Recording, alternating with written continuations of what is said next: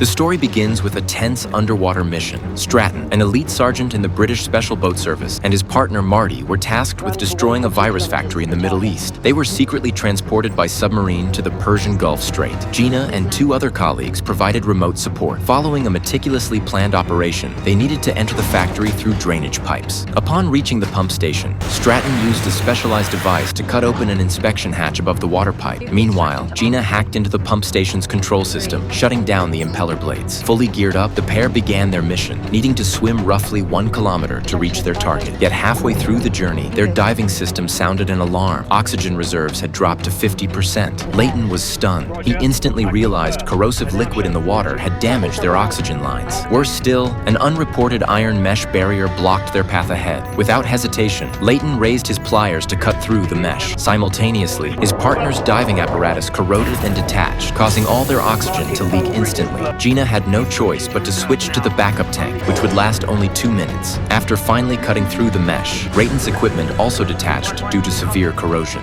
The situation was dire. They could only take turns using the backup oxygen while rushing forward. Yet they were still 300 meters from their destination. Before they could catch their breath, an even greater crisis struck. The fan blades, which should have been shut off, suddenly activated. A powerful suction, like an invisible giant hand, began pulling Marty toward it. With their lives hanging in the balance, Laden remained calm under pressure and reacted swiftly, swimming swiftly to grab Marty and hauling him with all his strength into a side duct. Gina outside was frantic. Their oxygen was now completely depleted, forcing them to hold their breath as they continued toward the exit. Just as they reached their limit,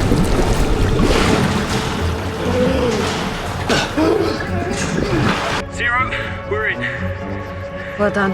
after stabilizing their condition, Laden cut the lock. The pair opened the drainage grate and climbed up, then groped their way toward the target area. Strangely, after walking for a long time, they didn't see a single soul. The silence was eerie, as if everyone had received advance warning and fled. The pair didn't dwell on it, instead beginning to rig explosives on the chemical equipment, their true objective for the day. Once they secured the chemical weapon samples, their mission would be complete. Yet upon reaching the laboratory, an inexplicable unease settled over them. That feeling was soon confirmed.